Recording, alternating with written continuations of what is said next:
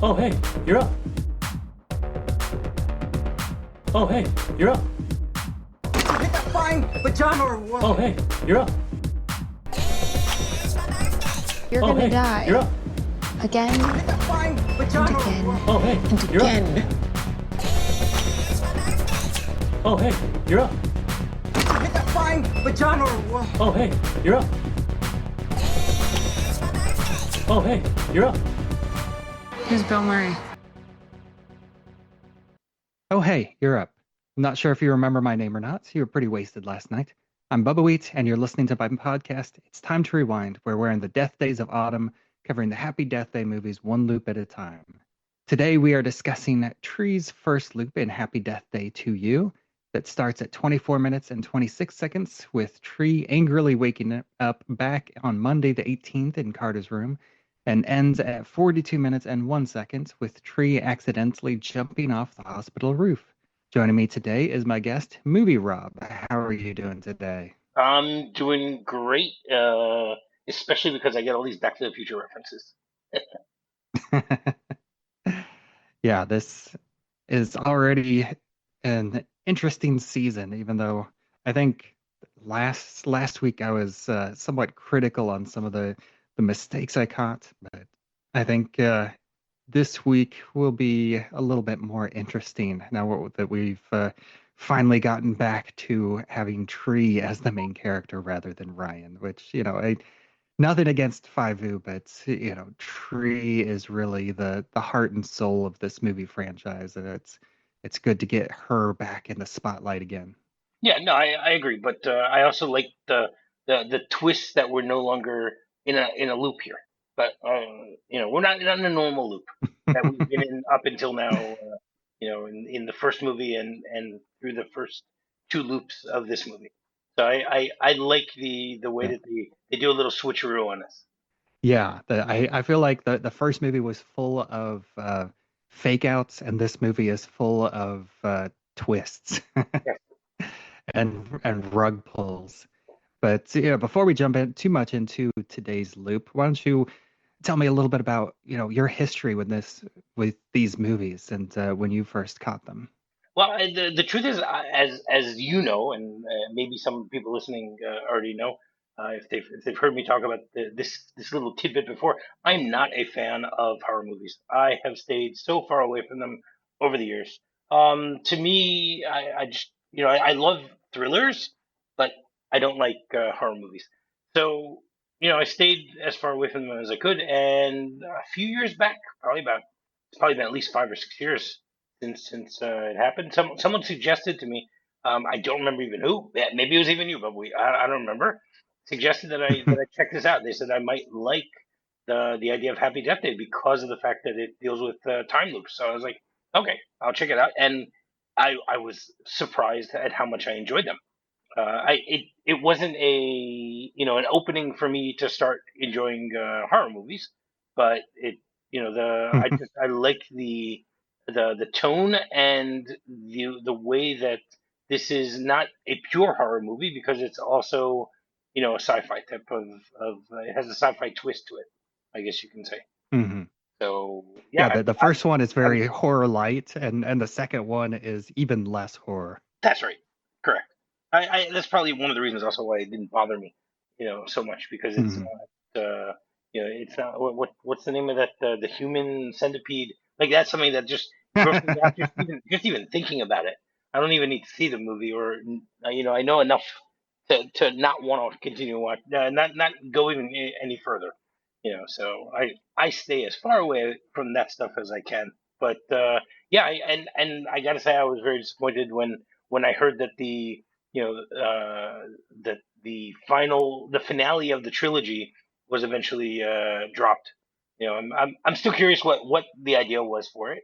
Maybe maybe you've done some research on that, but I would have loved to have seen the idea for the third movie, whatever it is.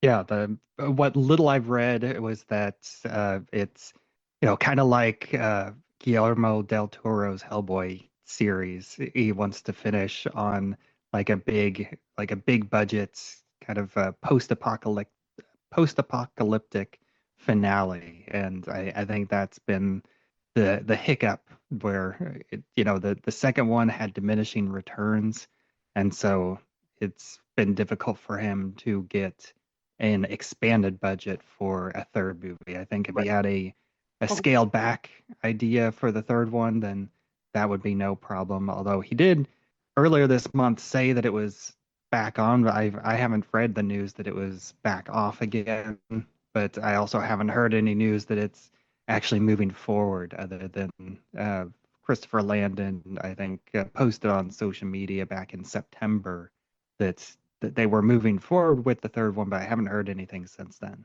Okay, I have no idea about that. I mean, I was talking about information from years ago. So if something has changed recently, Mhm. that's great. I'd love to see what the idea is, but we will just Yeah, we'll just have to wait patiently and see if it ever comes. right.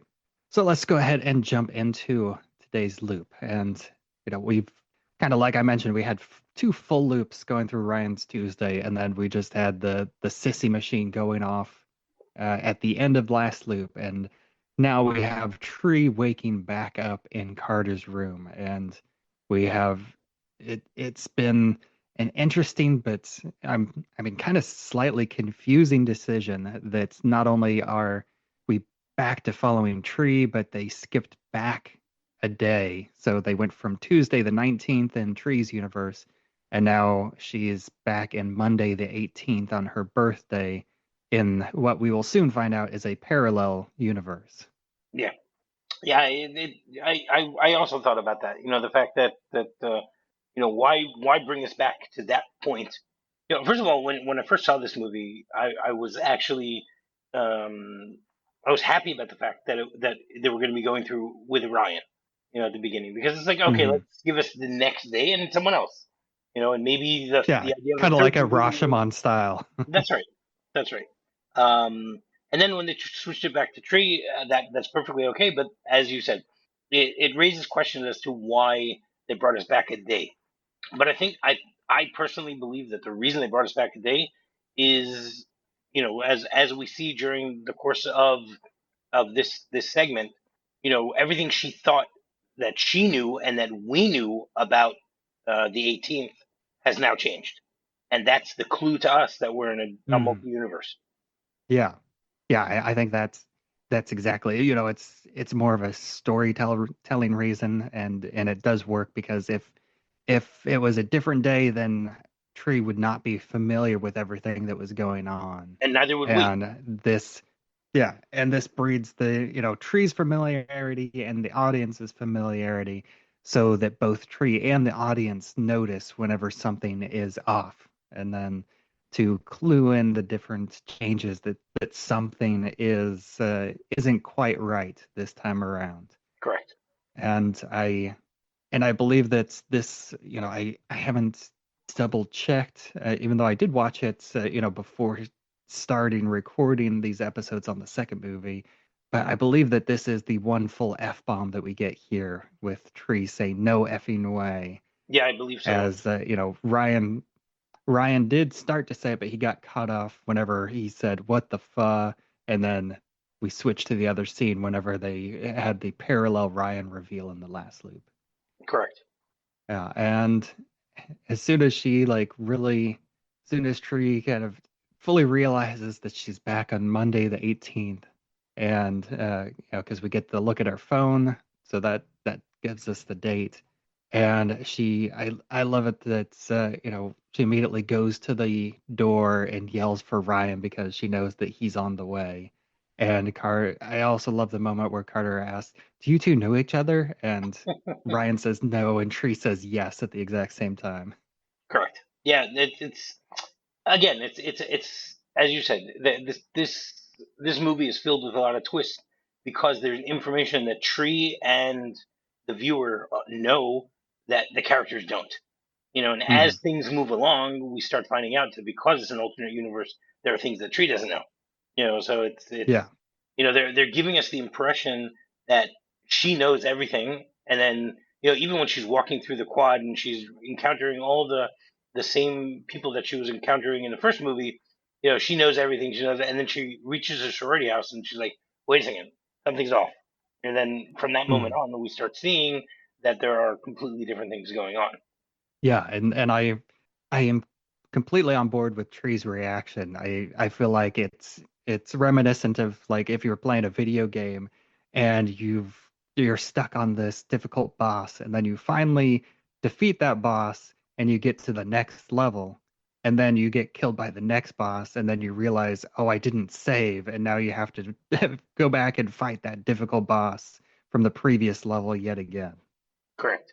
Yeah, it's an interesting way to look at it.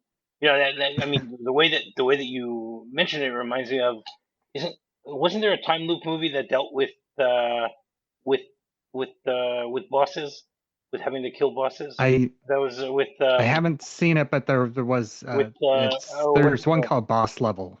yes, that's what it is. Yeah, yeah. Yeah. I'm aware of it, but I haven't seen it. Okay. Yeah. Yeah, I've seen a lot of time loop movies, and some are better than others.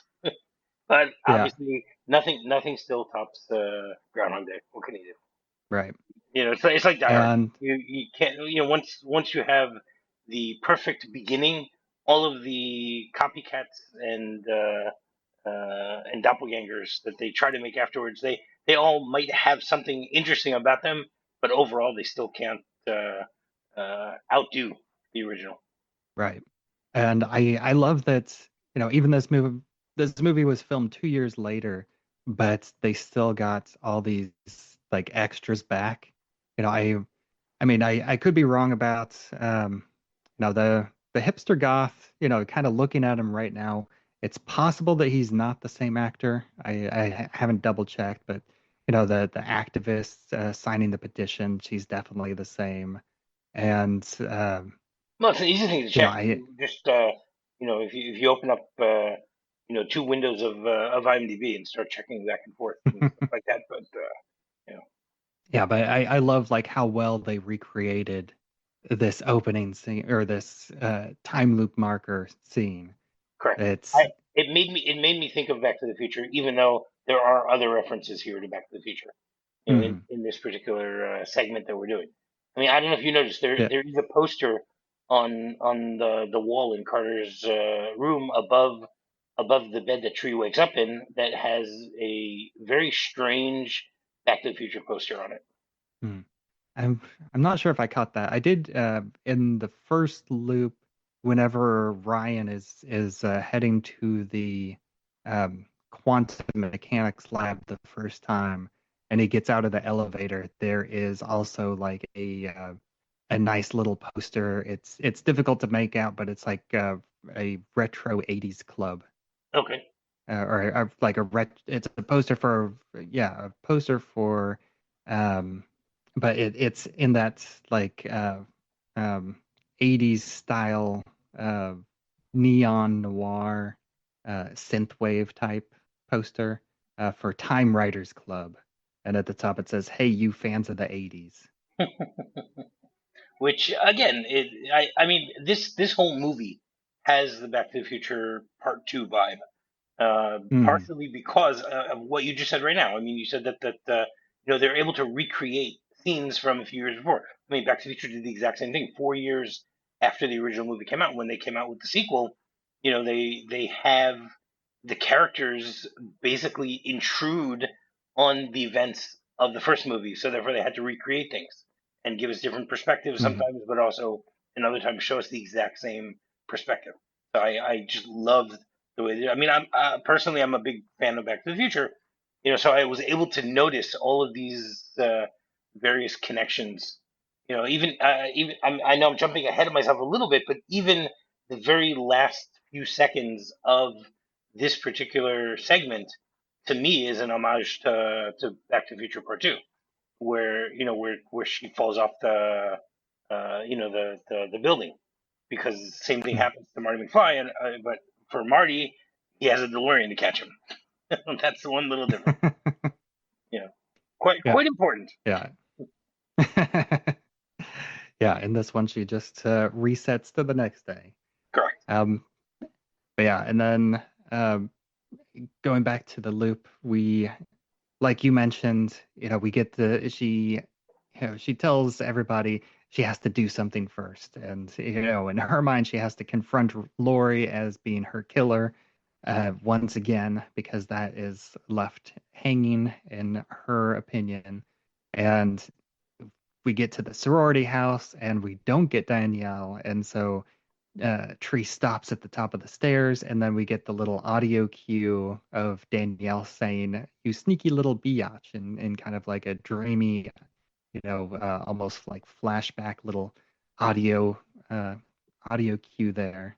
Um, and Tree looks confused, but she shakes it off and then goes back into her room, and we do get the repetition of Lori saying she finally rolls in. But this time there is no cupcake, and there is also kind of the subtle hint that Lori knows and is familiar with Carter.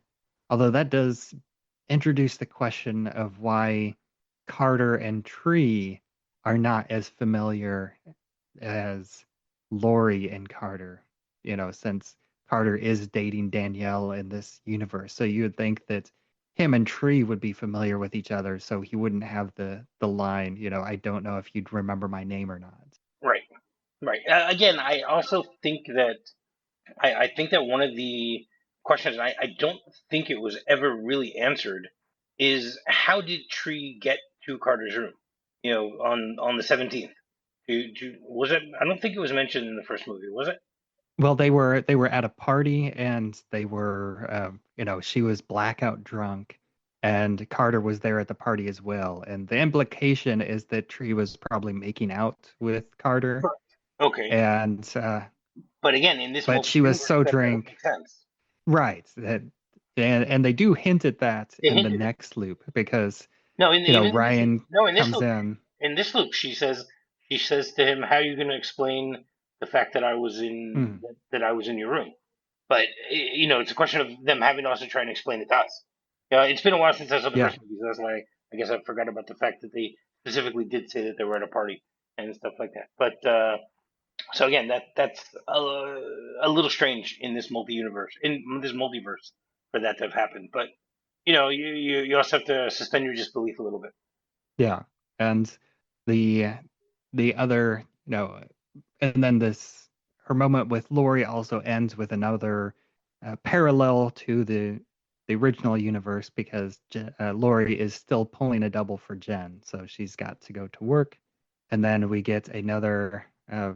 I've I like to call these like mirrored scenes from the Hmm. first movie, as they are in the cafeteria and having the kind of like exposition scene, and it starts with Tree sipping on a soda, the same way that's this her conversation with Carter in the first movie, where Carter explains that she's in the time loop and sets up the list of suspects. And in Hmm. this one, it's Ryan is explaining, well, Ryan and Carter explain the similarities to Back to the Future 2 with the alternate 1985s. And again, I love that Tree has absolutely no idea what they're talking about. Yeah. And I discussed it in I was about to call it the last season, but in my discussion of the first movie, because Tree is, I think she would be like a late millennial, guessing she'd be uh, born like in the late 90s. So Very she's a late 90s. sorority girl. She doesn't seem. Well, Hmm? very late 90s, because if the movie came out in 2017, the first one, and she's turning 18, so she was born in 1999. Well, I don't think it ever reveals her age. I assume that she was like 21 or 22, Oh, because she's, that's right. 18th was the date. Sorry. yeah. Right. Good point. Yeah, I figured she's probably in her at least second or third year of college, would be my guess. Hmm. So I could see her Tree as a character being 21, 22. Okay. Um, but yeah, I could also easily see her not being a movie person, because she is like a sorority girl. So she could easily have completely missed the entire Back to the Future trilogy and every Bill Murray movie. Apparently. especially Groundhog Day. Yeah. But then again, no. But see, I'm thinking that also, uh, maybe in the universe that she lives in, Back to the Future isn't a big deal, or isn't even around. We don't know what is our reality. It's possible that neither of these movies take place in our reality. Yeah, that is possible. Um, and then we get a little bit of the exposition, kind of mumbo jumbo from Ryan, explaining the way as, Tree starts freaking out, thinking that there might be two of her, which I think is a very legitimate question, as she did see two Ryans for her yesterday. And Yes. then Ryan explains the multiverse, and I I think visually it's a nice explanation as he folds up the napkin and pokes a hole through it, and Yeah. shows that the parallel dimensions in that way, and the multiverse. Although, again, I think it's a little bit more of a stretch that Tree wouldn't know anything about the multiverse. Consider, if this does take place in our universe, this would be, right, this would be a few years after the Avengers. And I know Avengers wasn't really multiverse, but with all the superhero movies getting big around that time, the I would be, surprised if that's not something that I can understand her not being like super familiar with it, but it is a little surprising that she's acting like she's never even heard of it at all. Right. That's again. But it could also be the difference in the alternate universe that she was living in. Yeah. That it is. And then we get, yeah, definitely possible. And then we get another, twist coming in with Danielle coming in and just starting to make out with Carter with, the needle drop of "O Fortuna" from Hermione Burana, which I think is just, the perfectly puts us in Tree's mindset as she is like, what in the world is going on uh, with this like multiverse shattering revelation for Tree. It's interesting that that's the way they want to tell us. Hmm. It's And then what do you think about Danielle as a character? Because I love her, but she is kind of she's not a nice character by any no, means. no. I I never really had thoughts either way. Because of the way that her character through this movie and the last movie just keeps flipping back and forth with sometimes she's nice and sometimes she's not. So it's not, it's not as if you can say, oh, she's someone who is a good friend, or she's someone who's an arch enemy, or she's someone who, just doesn't care. And She's like very much at least in the original universe, I think she could be considered like a frenemy. exactly. She is friendly, but also competitive with Tree. Correct. And in this universe, we get hints that this Danielle, even though her personality is pretty much exactly the same, she is a bit nicer, I think is the best way to put it in this universe. She, even like last time around, whenever she was introduced to Ryan and Samar and Dre, she's like, who are these people? And this time around, she seems genuinely nice to Ryan. Hmm. Right. Well, obviously, And it's yeah. it's her boyfriend's best friend. So why would Mhm. why wouldn't she be nice? Yeah, and also uh, this Danielle seems genuinely excited uh, when when she says, this year we're doing the special needs art fair again, and she says, "Yay!" and does the little excited clap. And then jumping back to the first movie, Danielle Prime is the one that says, "There's no way we're doing the special needs art fair again." But then we still get a little bit of that Danielle personality where she says, sometimes they try to hug you a little too long, but you just get used to it. Yeah, that's the the way it goes.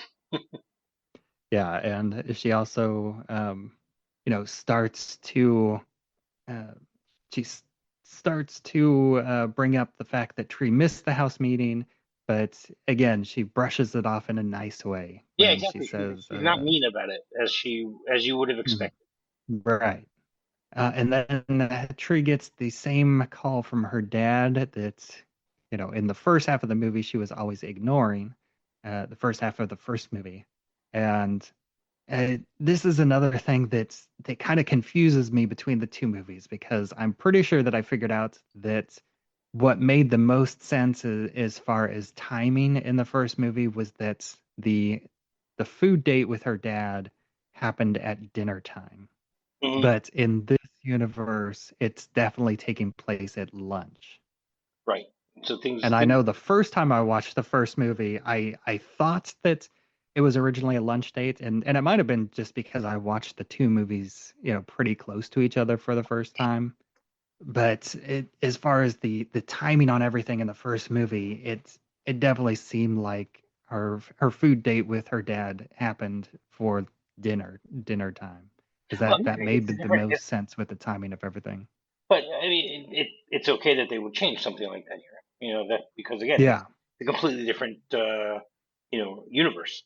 So in the Mhm. real universe, the father I guess was at work or whatever it is, and in this universe because his wife's around, they took the day off.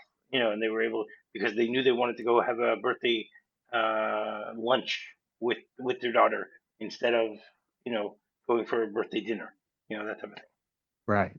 And I also like the fact that she does take the call because this is post first movie Tree. So this she doesn't, she's dealt with the baggage of her mom being dead and her dad kind of still existing. But and so she just takes the fact that, she genuinely forgot about uh, eating with her dad, or again, it could just be that she's surprised that in this universe it was lunch instead of dinner. So it could be either of those things. And so she rushes off to meet with her dad. And before she leaves, she says to Ryan, meet me at the lab at 3. And again, And it's great. It's great how she has this knowledge, and I mean, as we will learn through the course of this movie, Tree has a phenomenal memory. yeah, I I would think I wouldn't be able not, to come anywhere close to that. definitely on par with Phil Connors. Yes, probably. um, You know what? In some ways, maybe even more, because Phil Connors was able to remember facts and tidbits about people and what's going on. But here she's got to start remembering, uh, you know, a whole, complicated scientific complicated. formula. Exactly. Mhm. Yeah. Oh, and then one thing that I did, almost skipped over here in this lunch, the cafeteria scene, we get a bit of, kind of insensitive and not quite as smart Danielle as, she starts pretending to be blind, and then she says, I'm being Anne Frank, and Carter's like, Helen Keller, Helen Keller. and Uh, so we get, that bit of Danielle, she's nicer, but she's still insensitive in some ways. Right, and it makes you wonder why Carter would be going out with her. Yeah. And it also helps set up the scene later on, the fact that, she is getting ready to try out for the miracle worker. Oh, and she also, um, let me ask you, have you heard about this trivia about Meryl Streep taping her eyelids shut to prepare for a role? No, I've never heard of that before. Yeah, and I think that's partly because Meryl Streep has never actually played a blind character, so she would never have any reason to tape her eyelids shut. Well, again, in this alternate universe, maybe she did. But Right. but also the fact that she mixed up Anne Frank and Helen Keller, maybe she's mixing up Meryl Streep with some other actors who did that. So I don't know the answer to that one. Yeah, and again we get going back to her lunch meeting with her dad, and I do love this moment too because again he kind of falls into the patterns of the first movie where he's like, he asks how's school, which that's the same question that he asked the first time around. But then he just casually tells the waitress that they're waiting for one more. And I do love this shot where as the waitress moves away from camera, that's the reveal of her mom. Yeah. And we just get this great moment of an emotional Tree paired with the nonchalant mom. And I think they both play it off well as, Tree is someone who hasn't seen her mother in 3 years because she's been dead for 3 years. And this is a mom who saw Tree, probably a few weeks, maximum a couple months ago. Yeah. Again, we've no idea how long that's been. But you see, what's interesting here, and I mean, we've seen this in other time travel type movies, where the protagonist has their memory. They're able to remember both universes once something changes. Mhm. A good example of that is Frequency. You ever see Frequency with Dennis Quaid and No, Jim I Caviezel? no, I haven't seen that one. Okay, so whenever it's I'm not going to give too much away, but it's a movie about a guy who's able to be in contact with his father who died 30 years earlier via a CB station that they have in the house, and he's trying to solve a murder from 30 years earlier. I mean, like it's a very clever idea the way that they did that, but every time that something changes, so the main character now gets his mind flooded with the new memories. Um, so, but here it doesn't work that way. She's not familiar with Yeah. because again, it's a multi-universe. It's not something that it's not the same. But Yeah. again, there are interesting ways of. I mean, she even makes a comment here when she's looking at old pictures of her and her mother, and she basically says, "Wow, there's so much that I missed," or something to that effect. Yeah. That she's got to relearn all of these things. I don't have enough time Yeah, to. she says these aren't my memories Right. as she's looking through the pictures, which yeah, I kind of love that, and I love that kind of comes back. But after the lunch date and before she's looking at her phone, we jump back to the quantum mechanics lab with them getting ready to fire up Sissy, and I Okay, before you go there, Bubba, before you go there, I was just doing a little sure, bit of research, and it's Anne Bancroft who taped her eyes closed to experience life as a blind woman in preparation for her role in The Miracle Worker. But ah, that wasn't Helen Keller. She played Helen Keller's teacher. So again, it goes with what I was with what I thought before. That she's mixing up Helen Keller and Anne Frank while also mixing up Anne Bancroft with Meryl Streep. nice. Yeah. And I haven't been paying close attention. I might start now, but I know you paid very close attention to the clocks and the taking of Pelham 1, 2, 3 Oh yeah. that you did in your season. And I did notice that in the last movie they did have one nice clock shot that was accurate in regards to the blackout in the her confrontation with Toombs, and they timed that one very well. But this time we do get a clock here in the mechanics lab, and it's showing that it's 2:55, and the last thing that Tree said to Ryan was meet me at your lab at 3. And it does kind of make me think that maybe they are trying to send her back before she gets there at 3, since they Very are possible. like firing up this machine here before Tree gets back to them. Makes sense. Because they both refer to her as the crazy white girl. Yes, that's racist. Um,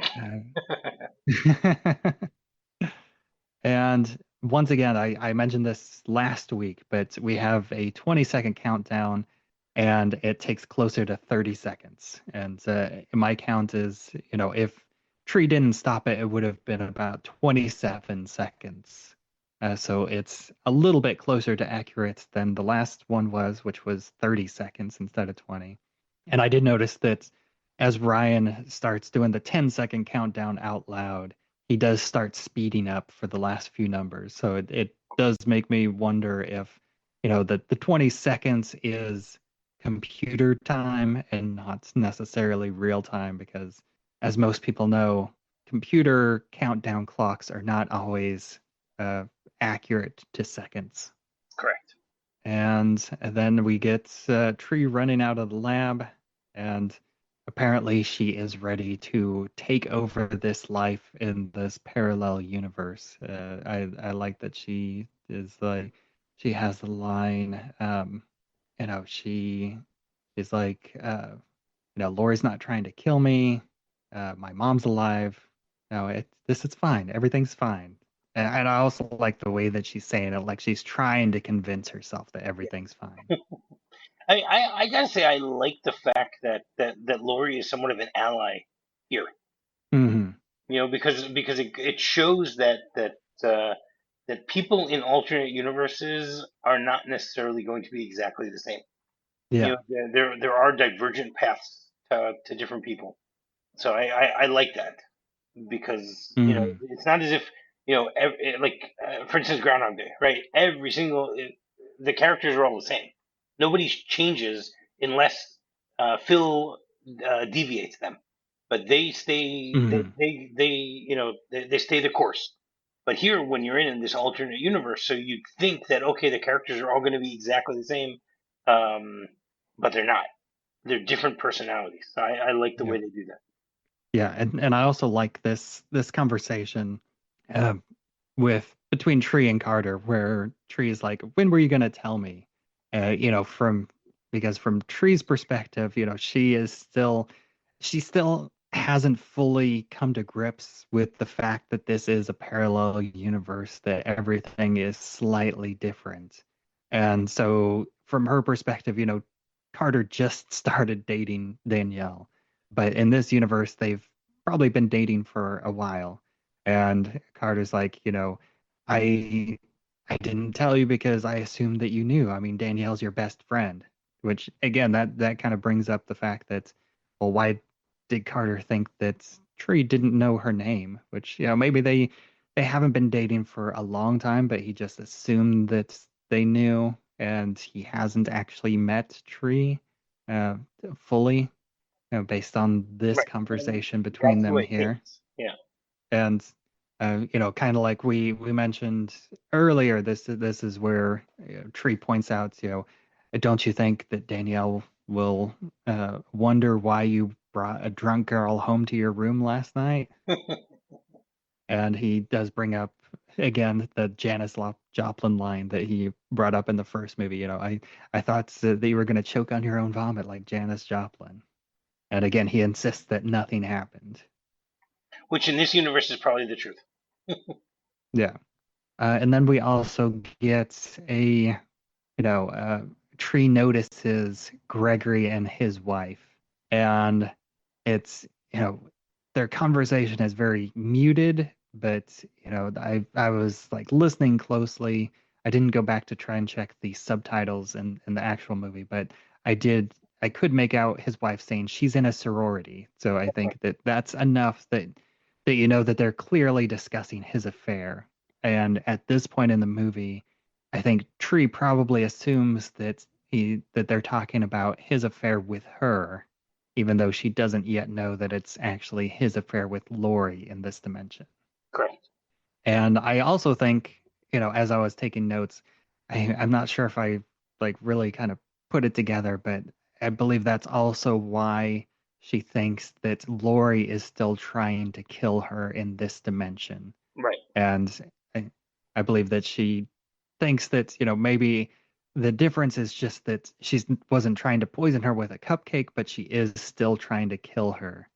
So we do, and then we get the bit with her checking the phone, uh, with the memories that we already talked about, and Danielle comes back in, and again she's wearing Tree's borrowed shirt. So that's yet another parallel from the first movie, with Danielle in the hair rollers and all that, and we do get the power going out, And again, we get yet another look at the clock because we see there is a clock next to the TV, and there's also whenever she switches to the news, there's a clock on the actual TV, and they both say 9:23 p.m., which is the same time as when the blackout hit in the first movie.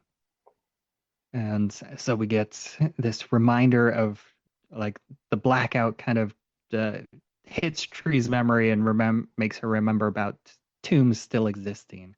And this, I do kind of like that. I think it makes sense that the blackout would trigger her memory of tombs because, she used the blackout in order to kill tombs in that second to last loop. So having that blackout, I think is a good, that connects her memory to tombs. You think she forgot about tombs? I think it's just the idea that she's believing that in this universe things are different. I think it's a combination of both. She just, because she has a lot going on, she is focused on her mom at this point. She's looking at pictures of her mom that she doesn't recognize because it's, pictures from the previous 3 years where in her reality, her mom was dead. But in this reality, Parallel Tree was able to make new memories with her mom and have at least 2 more birthday dinners with her mom still. And so Tree being Tree, she of course jumps into action and runs to the hospital rather than calling the police because she has to take care of things on her own. And we get a return of 2 more actors from the first movie. We get the same nurse and the same security guard. And she, assumes that Toombs is in that room where the security guard was waiting. So she grabs the axe and rushes in, but in this reality, the guard was just taking a bathroom break, and this Toombs has been sent to the OR, and the guard, disables her, handcuffs her, and there is one deleted scene in this movie on the Blu-ray where right after this, she's running around in the hospital with the handcuffs and she's being chased by another police officer who's looking for her. And they introduce the MRI room in this scene in where she hides in the MRI room so that it kind of sets that up earlier in this movie, which I think that was a correct decision for them to delete that because I don't think they needed to set up the MRI room this early. Right. Okay, so I guess it makes sense to gather. Now, I just want to go back a second. Did you notice the book that the nurse was reading? Did you discuss that during either the first movie or this movie? Yeah, I did. I did look it up and I read out the synopsis of Okay. the book Okay. that she was reading whenever I discussed it in the first movie. Yeah, it's just a trashy romance novel. It's it's About like a Navy yeah, SEAL. That's the thing. yeah. Yeah. Okay. hmm Sorry. Yeah, I think it's got like 2.5 or 3 stars on Amazon. So it's On very middle of the On road, Goodreads, trashy. it's got a 3.6. That's what I saw. Um, Yeah. on Amazon, it actually has a 4.1. Oh, really? Uh, I was probably thinking of the Goodreads one. The 3.6 sounds okay. correct to my memory. Right. Yeah, the guard is taking her away, calling for backup, and then we get the return of the babyface killer who just, stabs the security guard, with multiple stab wounds and then heads for Tree. Now, I had a lot of discussion about who the babyface killer is in each loop. And do you and I'm guessing that in this one it's probably either Gregory or Stephanie and not Toombs in this loop as well. What do you think?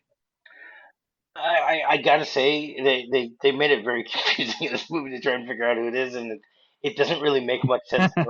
No, again, you when in a movie like this, even when you're watching it in a time loop and things like that, you want some consistency, but they Mhm. don't keep it consistent here.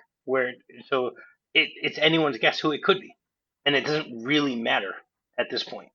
You see, that was one of the Right. things that I liked less about this movie is that it keeps changing things, even though they're in the Mm. same alternate universe each time. If each time she woke up, she was in an alternate universe. Okay, I can sort of understand how things could change. In this universe, this person's the killer. In this one, it's that one, and things like that. But there should be some sort of consistency, and there is no consistency, which is part of the problem here, in my opinion. Yeah, because in this universe, the assumption is that, or at least my assumption is that this babyface killer is Gregory, and he is trying to kill Lori, and Tree and the security guard are just in the way, and so he's just killing extra people because he assumes that, well, I mean, I'm blaming it all on Toombs anyway, so Correct. he's not worried about any other collateral damage. Okay. And and again, at this point, Tree believes that the killer is Lori because what I talked about earlier, that she thinks that even though that she didn't try to kill her with a cupcake, she thinks that she's still trying to kill her over the affair with Gregory. And as the audience, we don't get the full story yet either. We don't find that out until much later. Well, I think maybe just a couple loops later. I think we get the scene with Lori and Gregory at the car, kind of in the beginning of the day. But yeah, Lori saves her this time, proving that she's not the killer this time, and that in this universe, Lori is a good person as well. A lot of people are much better people in Tree's life than than in her universe, because we get a nicer Danielle, we get a nicer Lori. So this is a nicer I universe. think the only one that's yeah. Although, I think Carter's a little bit more sketchy in this universe. Well, again, he is That's he is waking up with Tree in his room, so that already starts asking questions there. right. And the killer cuts the power in the elevator, which I think the timing is a little bit too quick. In this case, it's quicker than it should be because they go from floor 7 to floor 5, based on the signs, and that did not seem like enough time for them to go down 2 floors Right. before the power gets cut. But we do get, a very nice horror movie-esque uh, setting with this under construction floor that Lori gives, a nice quick expositional line. But we got the plastic sheets and the wires hanging and flickering lights. We get this, brief, like, minute and a half horror movie scene, to remind us that this is still at least a little bit of a horror movie. Right. And yeah, I think that it's set up nice. Uh, it, I think I can understand people criticizing it for like the genre switch, because I think it could be a little jarring for some people because we haven't really had much horror in this movie. We just have, it's mostly like sci-fi comedy and then a little bit of horror and then back to sci-fi comedy and then a little bit of horror. Hmm. And this is the little bit of horror. But I do like this this reveal, because again, this does feel very horror movie tropey, where we get the rustling of the plastic, and then Tree asks Lori, "Oh, did you hear that?" And then Lori turns around and reveal that she has a giant knife in her stomach, and then just spits out blood and falls over. Yep. That feels like a very horror movie trope moment. Yes. And then we get this chase scene between Lori and who I'm guessing is Gregory. That's who I'm going with. Okay. Tree and Gregory and the babyface killer. And again, Tree shows that she is still very competent, even though she's handcuffed, and she's able to get one up on the babyface killer for the most part, until she makes a critical mistake, not looking where she's going as she exits the roof. The killer stops, and she keeps going, and we get her falling off the hospital roof, and we do cut before impact. So again, we're back to kind of the rules that were in the first half of the movie, where we typically cut before seeing Tree die. Because Tree is our main character, and we don't want to see her die that often. Right. It also helps, keep it in the comedy track. That this is still. That doesn't need to be It's gory. funnier. Yeah. Yeah. Yeah, I agree. It's funnier if we Funnier don't hear without the the gore. splat. Yeah. Yeah. Now, I actually find it really interesting that, I mean, this is something that was at the beginning of this segment, where Tree mentions that she's already done this 11 times, Mm-hmm.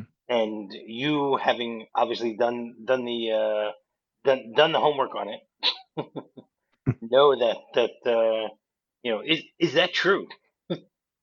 Yeah, it's I actually um I actually submitted a correction in IMDb's goof section, because in the first movie there is a goof listed for this movie, because in the first movie she mentions that she died 16 times, and that she mentions that on the loop with where she kills Tombs. She mentions that she's already died, tried dying 16 times. And she actually dies on screen only 10 times. And so this movie saying that she died 11 times, it's like it's incorrect in both senses of the word. Correct. And in IMDb, they do have the goof where they mention that the 16 and then the 11 in this movie, and I submitted a correction to where I added the fact that that we see her die 10 times to that. So it's a goof on both counts. Right. The truth, I think she actually does more than she. You sure she only does, because during the montages she dies a few times. Yeah, I count. I covered each Yeah, no, I death in the know. montage I know. on its own. And yeah, there's 12. I cut it into 12 scenes, but she doesn't die in the last scene, Right. or the last two scenes, because she she lived through the day 11 times, and she died 10 of those times. Right. And then the 12th scene was the Tuesday, the 19th. Right.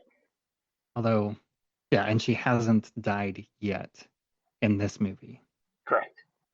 But the question then remains: would you count this as because it's an alternate universe? So she's not theoretically living the same day. Yeah, it's Semantics. well, yeah, very much so. But that ends this loop. Do you have anything else that you want to say about this loop, or either movie as a whole? No, again, as I said at the beginning, I enjoy them more than I would have expected to have enjoyed them. And one thing, now in this movie, we are back to Tree's birthday on Monday the 18th. So it again makes sense that I'm asking my guest this question here in the second movie. But Tree has the tradition, or at least had the tradition, and I guess Parallel Tree still has the tradition of having the cake with her mom with one candle and blowing it out together. So do you have any birthday traditions that you follow in your life? Not something that I'm very consistent on, but I try every year on my birthday to watch a few movies that I know and love. Just things that are uplifting and to me. So Mhm. but again, it's watching them on my own. It's not it's not something that it's not like through a party or anything like that. So yeah, those, but Yeah, it's good to have a birthday tradition of something that you enjoy, regardless of it's with people or by yourself. As long as it's something that you enjoy, it's all good. exactly, completely agree. All right. Well, thank you so much for joining me this season. Why don't you Thank you for take a having me moment back. and why don't you take a moment and let people know about your show and where you can be found online. Okay, so I have a podcast called MovieRob Minute, where I watch movies and discuss them 1 minute at a time. I just finished my 10th season, where, as you mentioned earlier, I did the Taking of Pelham 1, 2, 3. That we just finished right before the end of 2025, and then 2 days later we started season 11, which is what we're currently running on, which will go to all the way through till July 4th, 2026. And we'll be discussing the miniseries Band of Brothers 5 minutes at a time. Because the series is quite long, I decided not to do it 1 minute at a time, and do it just 5 minutes for each episode. So I have 136 episodes, and I have some amazing interviews with people that are connected with the story. I have some interviews with family members of the Men of Visa Company. I have interviews with various historians. I have interviews with some of the screenwriters, some of the actors that were portrayed in or that played characters in the miniseries.